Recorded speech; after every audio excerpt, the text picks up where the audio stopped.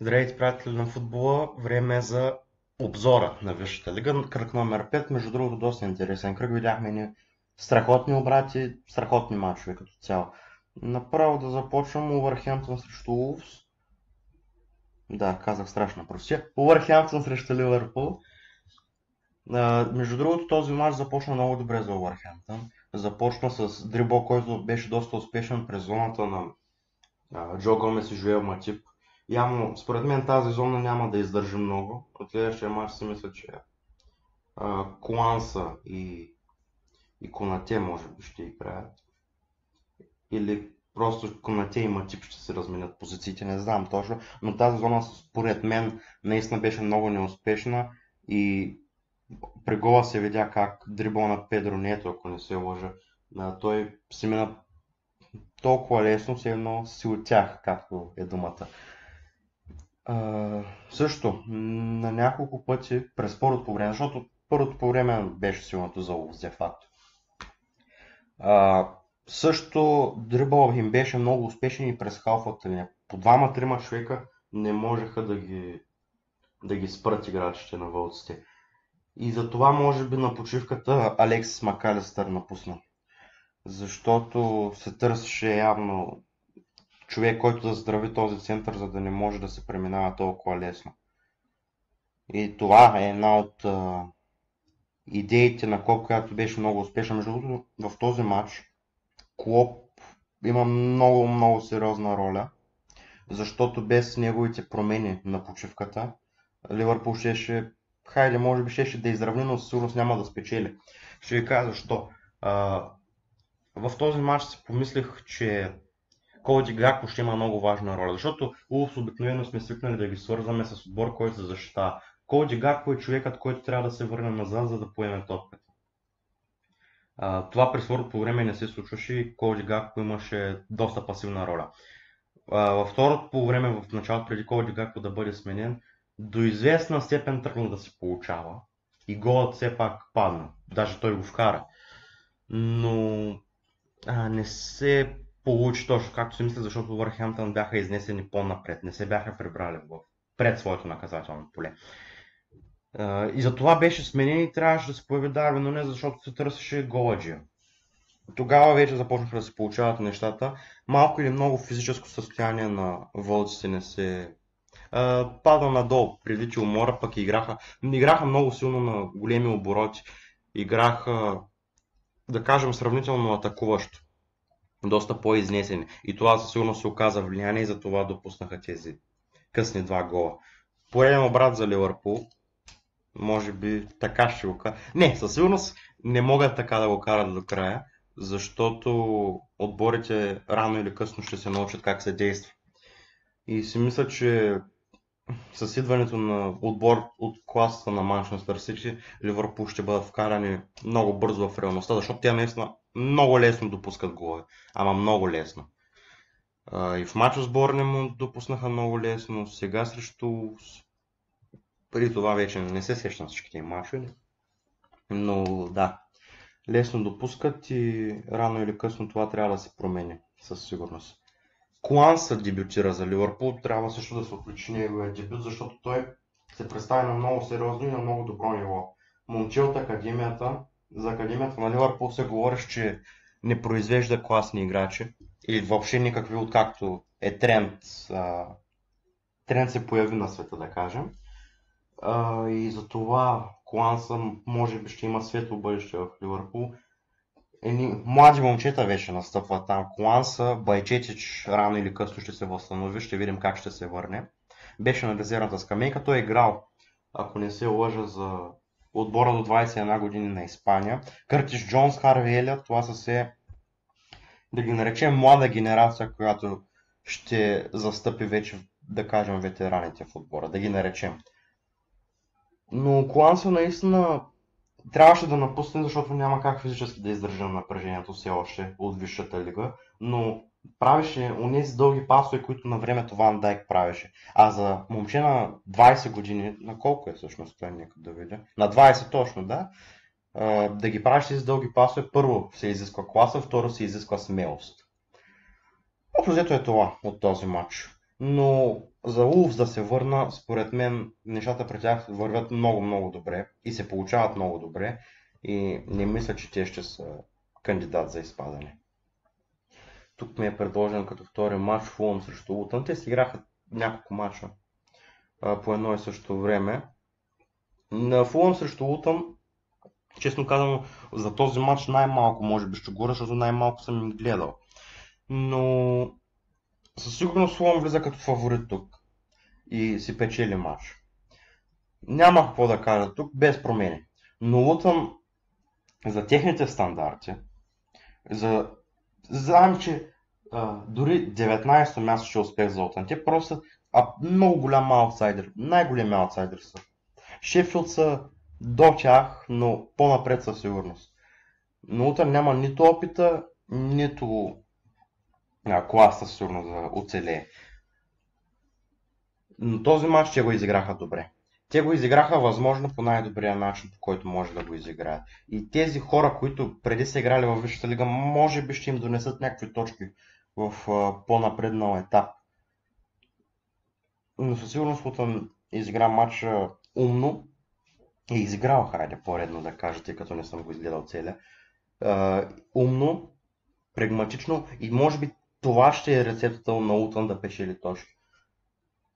Малко голове, със сигурност малко голове, може би най-слабата атака ще имат в лигата, но в защита трябва да се подобрим. Според мен най-важното за оцеляване за тези отбори, които се борят, е да е здрава защита. Това се е доказвало много пъти с Бърнли на Шон Дайш, тези старите английски менеджери като Рой Ходжсън, Шон Дайш сега пак се повтарям, Дин Смит и така нататък. Въпреки че нямаха успех, Дин Смит като пример нямаше успех миналата година, но той така иначе започна да работи късно. Здрава защита, малко и голове, контратаки, това може би е рецепта за спасение. Ще видим напред, за напред какво ще ни предложи. Тотнъм срещу Шефилд. Ето това е матч, за който ще се говори. Направо не знам как вече няколко поредни епизода да сте свикнали аз да говоря лоши неща за Тотнъм, но за Тотнъм вече няма какво да се говори лошо. Тотнъм са много добре в момента. Но се видя тяхната слабост в този матч. Хайде малко лошо за Тотнъм. Видя се тяхната слабост и тяхната слабост в този матч и за напред си мисля, че ще им е трудно да печелят мачове срещу отбори, които се защитават много близко до своето наказателно поле. Ще им е трудно с отбори като Форест, Евертън, Бърнли, малко или много. Дори Уест Хем може и да... Не, Уест Хем не. Но тези отбори, които изброих, ще им е трудно със сигурност. Не мога да кажа, че Тотнъм изигра слабо този матч. Те си контролираха матча, със сигурност можеха да вкарат много по-рано. Контролираха срещата, играха с техният футбол и много добре трансфери направиха. Джеймс Мадисън може да спори за кандидат от трансферите на сезона. Към момента със сигурност е там. Шефилд се защитаваше добре. Успяха да вкарат даже гол, но както и при Манчестър Сити, просто много време се насъбра и те не могат да издържат толкова много време. И за това се пропукаха. Което ни навежда на мисълта, че тези минути, толкова много добавено време, ще ни предоставя ето такива обрати. Защото със сигурност това беше кръга на обратите и при Манчестър Сити, и при Астън Вила страхотен обрат също. И за това тези добавени минути ще ни носят много драматични мачове със сигурност. Това мога да кажа. Шефилд, между другото, пак казвам, не могат да издържат толкова много минути да играят. 16 минути виждам тук жълт картон на Ричарлисон. Но Ричарлисон също, между другото, капитана Хюн Минсон го избута към феновете, за да ги аплодира, защото Ричарлисон беше попаднал в една много сериозна дупка. И този гол може да е излизането от тази дупка.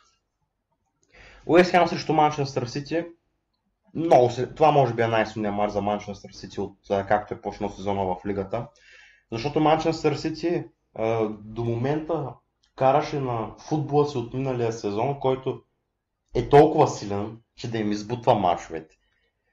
Не мога да кажа командно дишане, аз обичам тази фраза командно дишане, но не. Със сигурност Манчестър Сити в никакъв момент към близките години няма да са на командно дишане. Но футболът им, защото те бяха толкова добри миналата година, толкова непобедими даже бих казал, че тази аура от миналия сезон се прехвърли към този. Но този матч вече видяхме и различни неща от Манчестър Сити. Видяхме трансферите. Жереми Доку този матч влезе много добре, който даде и върна равенството, върна паритет. Жереми Доку много напомня на другите крила от Манчестър Сити. Явно там ще се търси еднакъв модел за крилата. Добър дриблер, за дрибъл прекрасен, което ни наподобява и Риад Марес и Джак Грилиш. Сега другите крила на Манчестър ще ми е малко трудно, без да гледам да ги кажа. Но за тези веднага се сещам. Много добър дриблер. Даже Бернардо Силва от времето, когато той играеше като крило. Добър дриблер, може да навлиза, да подава, може би като завършек не най-доброто със сигурност, макар че голът му беше много красив. Не най-доброто, но със сигурност на дрибъл и подаването, което той има. За подаване преди гол, третия пас всъщност, не асистенцията, пасът преди това са много ключови. Халанд си вкара дежурния гол. Обикновено Халанд не успява да вкара на такива отбори. И не съм чак толкова изненадан, макар че голът му падна късно, със сигурност. Уест Хем, какво мога да кажа за тях? При Уест Хем не видяхме различни неща от предишните матча, но градацията в Уест Хем със сигурност е много голяма. И Уест Хем в моите прогнози ги зададат доста назад, те ще са наистина много напред. Те играят много добре. Трансферите, които инвестираха, може би те са отбора, който най-добри трансфери направи. Тези пари, които взеха от Деклан Райс, ги инвестираха по перфектен начин. Джеймс Уорд Праус вече се доказва. Мохамед Кудус те първа има какво да покаже. Да. Контратаките, които използват в мачовете срещу големите отбори, те ще са Уест Хем винаги са били тежък отбор за така наречените топ 6. И миналия сезон не можаха да го направят това предвид кризата, която се получи при тях, защото нямаше промяна. Но с продажбата на Деклан Райс идва в много ключов момент. Уест Хем не изпадна миналия сезон, спечели европейски турнир и сега се закупиха новите лица. И ето сега Уест Хем ще върви нагоре. В това мисля да кажа, че съм убеден. Манчестър Юнайтед срещу Брайтън. Изненадани ли сме, честно казано, от загубата на Манчестър Юнайтед? Аз не мисля, че беше изненадващо. Брайтън играят както играха миналия сезон. При тях все още не можем да се видим стъпката нагоре, но тази стъпка трябва да дойде, със сигурност трябва да дойде. Една стъпка напред от миналия сезон, развитието. Но пак казвам, изненадани ли сме от загубата на Man United? Аз не мисля, че трябва да бъдем изненадани, защото Man United им е много трудно на отбори, които контролират топката по този начин, по който Брайтън им контролира. Срещу Ман Сити ще им е много трудно, срещу Арсенал, Man United ще имат много сериозни проблеми срещу такива отбори. Контузиите при Man United са много сериозни, пак казвам. Линделев, Джони Еванс, Хари Магуайер, в защита проблемите са много сериозни. Мактомини, между другото, изигра стабилен матч, долу-горе, честно казано. По фланговете нещата не бяха толкова добри. Рашфорд все още не може да се отпуши, макар че Рашфорд може би е топ 3 най-хубави неща в Man United. Новото попълнение, между другото, Расмус Хойлунд добре, не мога да кажа, че добре влезе в този матч. Много е трудно да се каже нещо позитивно за единици, но идеята за Хойлунд се вижда, защото той има целта да увлече защитниците, поне така си мисля, да увлича защитниците, за да освободи пространство на Рашфорд, а Рашфорд да завършва. И да накара да се премести така с движение, за да може Рашфорд да навлезе през центъра и да вкарва. Не мога да кажа, че в този матч движението му беше добро, но идеята се видя, със сигурност. Идеята се видя. Просто срещу такива отбори, които контролират топката по начина, по който Брайтън го прави, на Юнайтед ще им е много трудно. Там и много са сериозни кризите при Man United, просто и на горните етажи, и в съблекаванията, случката с Джейдън Санчо, с Антони. Ще видим, но за момента Man United ще им предстоят много тежки мачове. Аз не знам точно каква им е програмата, но ето сега гледам мач срещу Бърнли, Кристал Палас, Брентфорд. Ами това е, тези 2-3 мача ще са важни за Man United, за да върнат малко точки. Защото те са опоненти, които Man United може да победи със сигурност. Брайтън не са много впечатляващи с футбола, който играят, защото винаги са симпатични отборите, които контролират топката. Това няма как да се отрече. Имат много силен нападател в лицето на Иван Фъргюсън, който имаше някакви проблеми и не можа да вземе пълно участие. Но Брайтън, пак казвам, трябва да направят една стъпка нагоре в развитието, защото хайде, Брайтън естествено, че няма да изпадне, но по начина, по който се управлява Брайтън, това, което аз виждам, ще се иска да се направи едната стъпка нагоре. Ще видим дали ще успеят. Аз съм бил срещу Кристал Палас. Тук няма какво толкова да кажа. Сега не мога да кажа, че победата на Астън Вила е изненадваща. Със сигурност не е изненадващо, че победиха, но беше ясно и че ще бъде трудна. Със сигурност. И те до много късно го беха в резултата. Аз в прогнозите си, ако не се лъжа, дадох 1 хикс. Но си мислех просто, че Астън Вила ще вкарат по-ранен гол. Който действително те вкараха, но беше отменен. Кристал Палас, сега малко качвам от тема на тема. Кристал Палас играха по своя начин, дефанзивно, с по-малкия контрол върху топката. Нищо неочаквано в този матч. Нищо неочаквано просто. Астън Вила по техния начин с контрол на топката, с скоростта, защото Астън Вила имат едни от най-бързите нападатели. И... сега ми излезе от главата. Муса Диаби. Много добра включване и може би също за Астън Вила може би трансфера на сезона. Доминик Собослай, сега ще ги вкараме. Доминик Собослай, топна, между другото. Кой? Джеймс Марисън, да.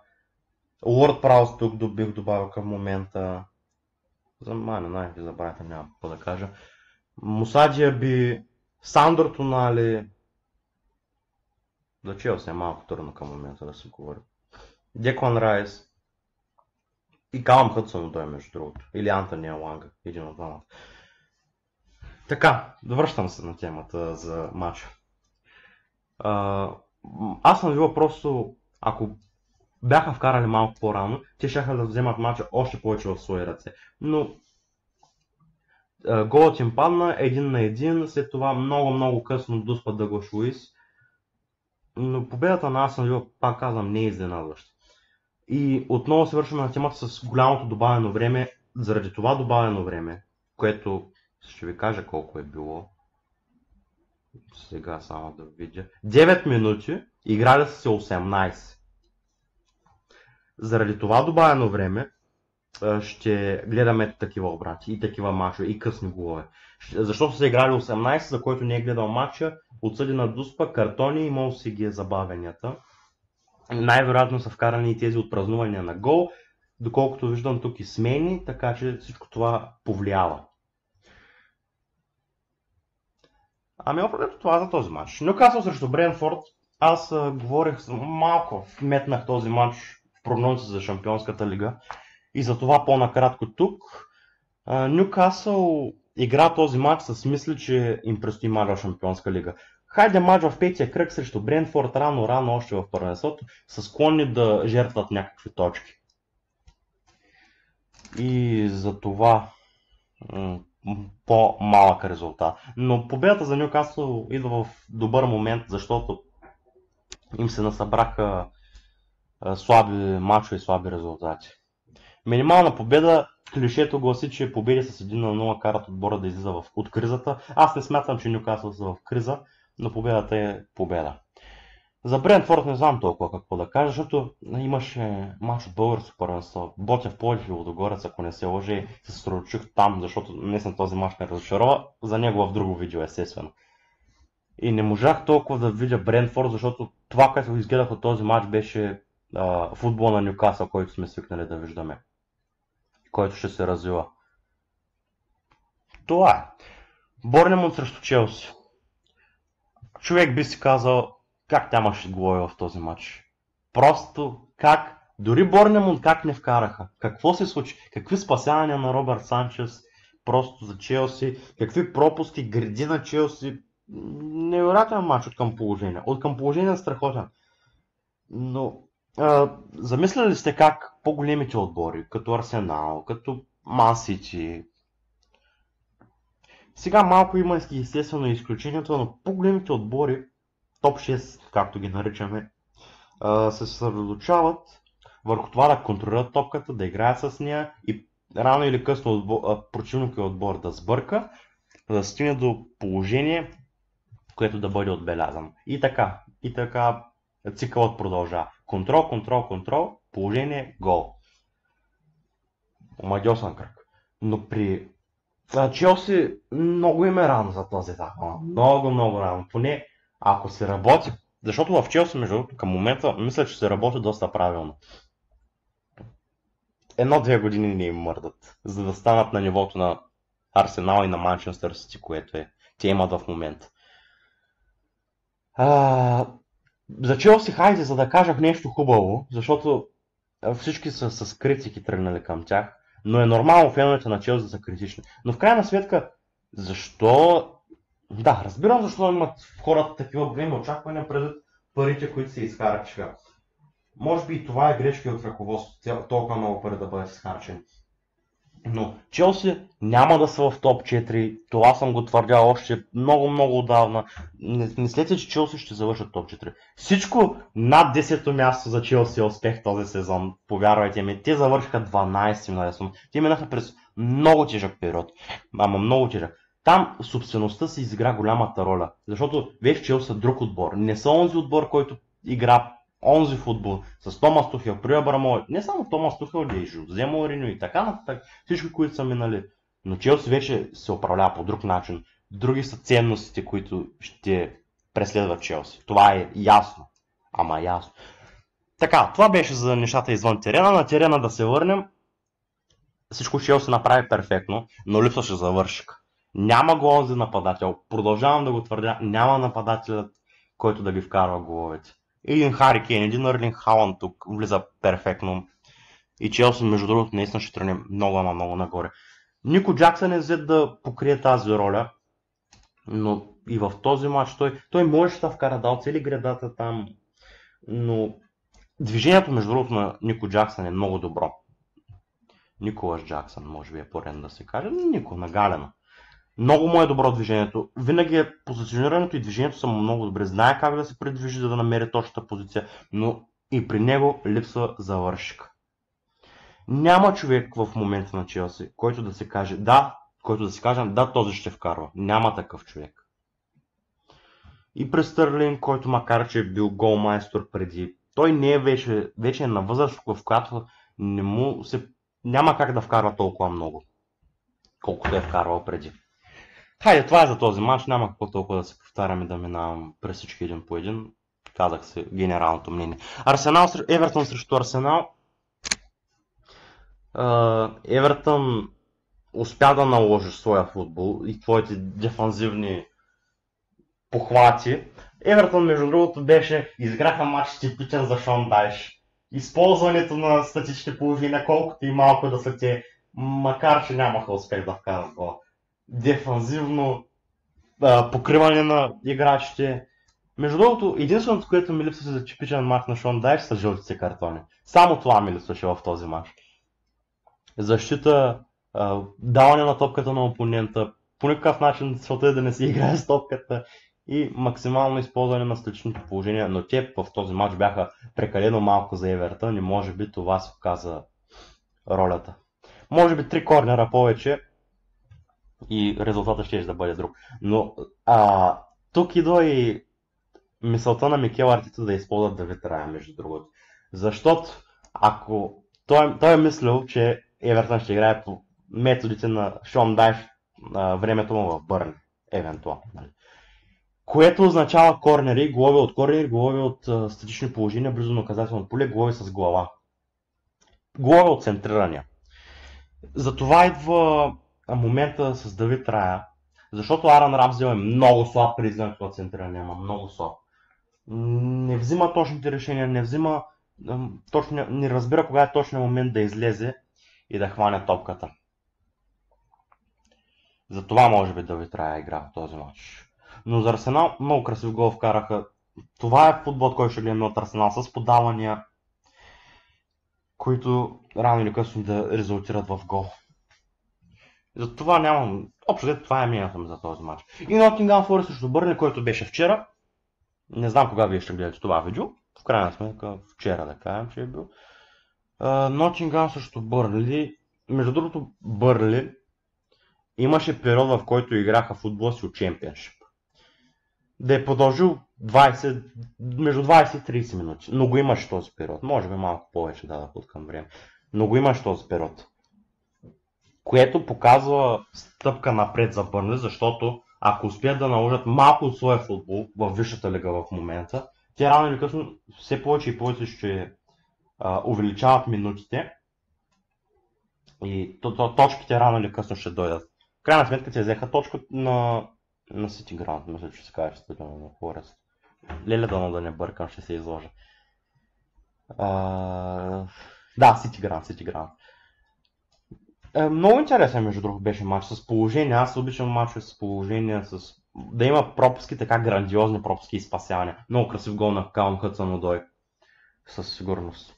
Форест използваха скоростта си за контратаки и скоростта се оказа ролята.